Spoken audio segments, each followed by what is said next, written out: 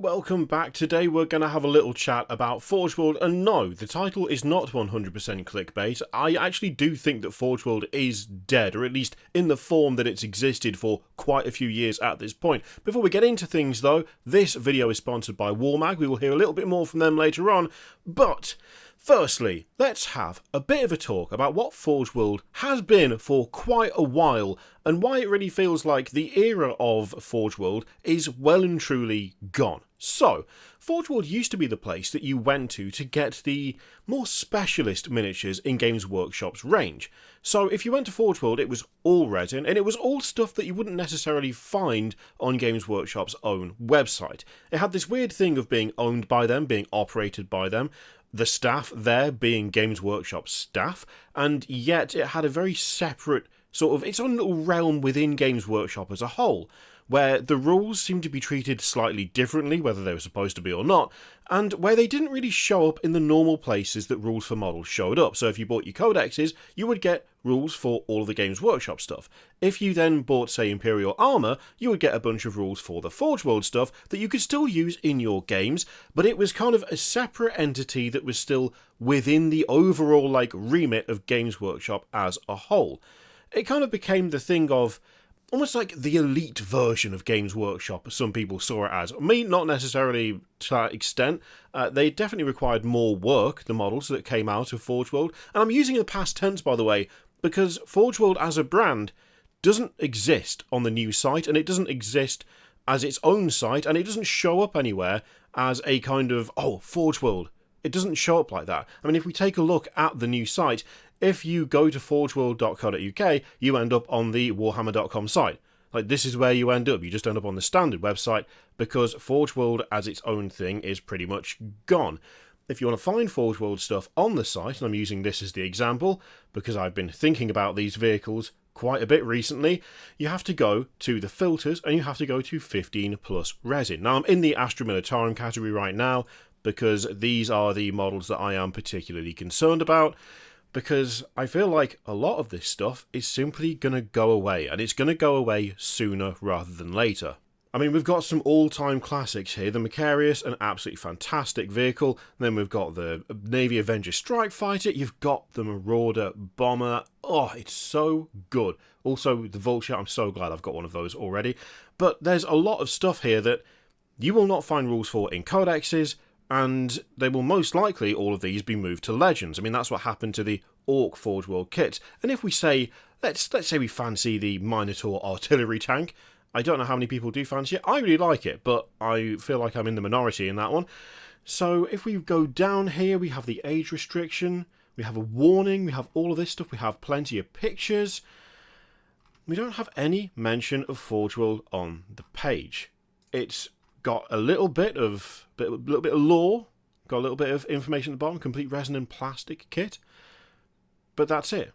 Now, if we're being honest, it does kind of make sense that Games Workshop has done what they've done. I mean, from the outside looking in, say if you're new to the hobby, Forge World as a concept is a little bit weird. So it's a company within the company that produces miniatures in the same style as the company, and in fact actively has parts of the plastic kits in their models, but the rules can't be found in the normal place you found the rules. Instead, you have to buy them from a separate, in a separate book, which are applicable to the army that you've got, but it's a separate thing for that. And also, it's technically a different site and a different shop, but if you go to, say, Warhammer World, it's right there next to the normal store. Not integrated with the normal store, but next to it. This kind of weird situation of being linked and together and the same thing, but actually not really the same thing, and not presented as the same thing, is kind of confusing. And I think if we look back at what Games Workshop's been doing over the last few years, we can kind of see why they might have wanted to steer away from that. It's one thing having one company that produces a bunch of different game systems. Even that can be seen as a little bit confusing to some, which is, again, totally understandable. You have so much, crossover between what's in Underworlds and Warcry and Age of Sigmar, for instance. Necromunda kind of stands apart because it has its own little corner of the universe, and the gangs within Necromunda are not usually applicable to 40k as a whole, but none of that is quite as perplexing as the relationship between GW and FW, so to speak. Now, before we talk about Forge World's future, let's have a little chat about WarmMag. WarmMag is a magnetic miniature storage and transport solution where you take base sheets that come in a variety of different designs, like this, or one covered in beans, that's also an option, and you put them in really useful boxes like this. However, some of us are silly and have armies made up of giant monstrosities that don't fit in boxes of this size. To help with this, WarmMag has created some larger base sheets. Now, I've been sent a beta version of them. The final version is going to be slightly larger than this. It will be 43.5 centimeters by 30.5 centimeters. It's made using WarmMag's extra receptive ferrous, which is already super helpful for larger models, and the later version is going to be slightly stronger as well. When you go to cut these base sheets down to size, make sure you're using a really sharp pair of scissors or a good craft knife, and don't do what I did, don't eyeball it, measure properly. Always measure properly. WarmMag are really keen on improving wherever possible, so it's going to be introduced at a good price,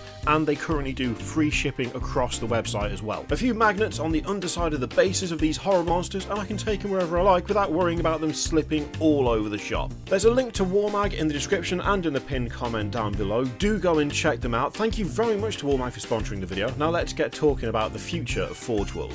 Now, here is where, to be honest, I get a little bit pessimistic. Not necessarily about Forge World like as a concept or as its own unique thing, but more about quite a few of the models that Forge World makes, or what used to be Forge World makes.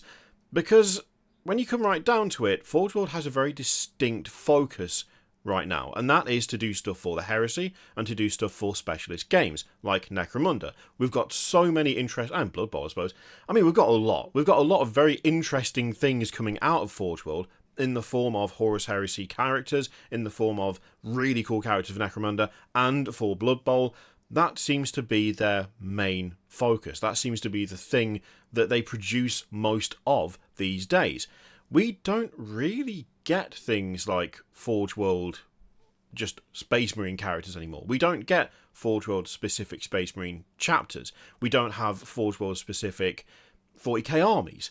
The entire AOS section was removed from the site, admittedly quite a few months before the new site went live, but that was an entire range just cut out, just got rid of. Every time we have a new codex release and a bunch of stuff gets put into Legends, that to me is another step towards most of these kits just disappearing, dying out, no longer being available.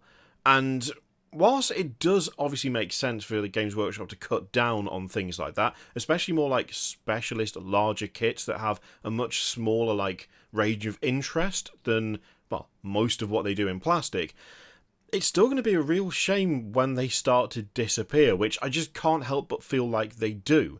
It feels like the draw of what made a lot of those things kind of worth it for quite a few people was the nature of it being something a bit different, something a bit special, something still within the universe, but something that was a little bit extra, a little bit more than what you could get from Games Workshop itself. I've spoken to so many people who kind of described Forge World as being like the next step in the hobby, and if those kits start to disappear because they're just no longer relevant or no longer part of Games Workshop's plan for keeping things as streamlined and easy and accessible as possible, like for new people to get into, I mean, we're just going to start seeing them disappear and never coming back. I mean, realistically, the Macarius, I really, really love the Macarius.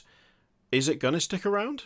If it goes into Legends, is it going to be available for years to come?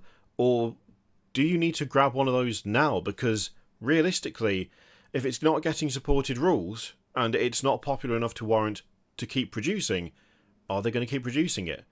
Probably not. I mean, there's stuff that kind of is in that 15 plus expert kit category on the Games Workshop site now that, frankly, I'm amazed is still there, but I'm glad that it is. Things like the grot tanks for the orcs, absolutely fantastic little vehicles, but are they going to be around for much longer? They've been temporarily out of stock for a while, and every time I see that, a little part of me worries that they're going to be gone in no time at all. When I sort of think about what Forge World is compared to, when I think about what Forge World was before everything got rebranded, before the website got updated, it was its own special little thing that was alongside what else Games Workshop did.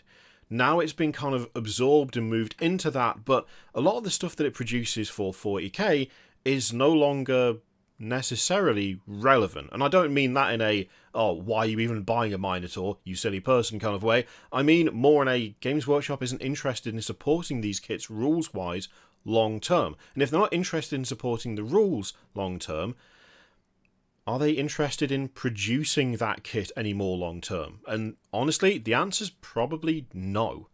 As its own kind of brand, as its own like identity, as its own entity within the kind of greater umbrella of Games Workshop, Forge World is already dead. It doesn't exist as a thing anymore.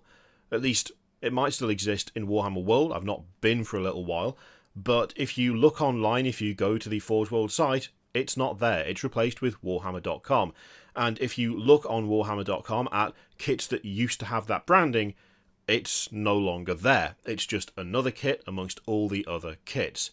The thing is, with the brand being dead, with that whole entity being technically gone now, it really feels like at this point, as long as things keep getting shunted into Legends and moved over, how long are the non-Horus Heresy, like Necromunda and Blood Bowl kits, and I guess maybe Middle-earth as well, how long are those kits going to be around if the thing that used to be the selling point of them is no longer a thing at all? Why would you continue to churn out things like the Marauder Bomber? It's incredibly niche. How many people actually use them? How accessible are the rules? Are the rules going to be in the new codex? Probably not. Are they going to go to Legends? Most likely, yeah. And when they do, how many people are going to continue buying it? This is one of those occasions where I hope I'm wrong and I'm doomsaying. I actively don't want to be in a position of going, well, Forge World is kind of gone as a thing and therefore most of the 40k kits are going to go with it sooner or later, because a lot of them are great kits. A lot of them are really, really nice.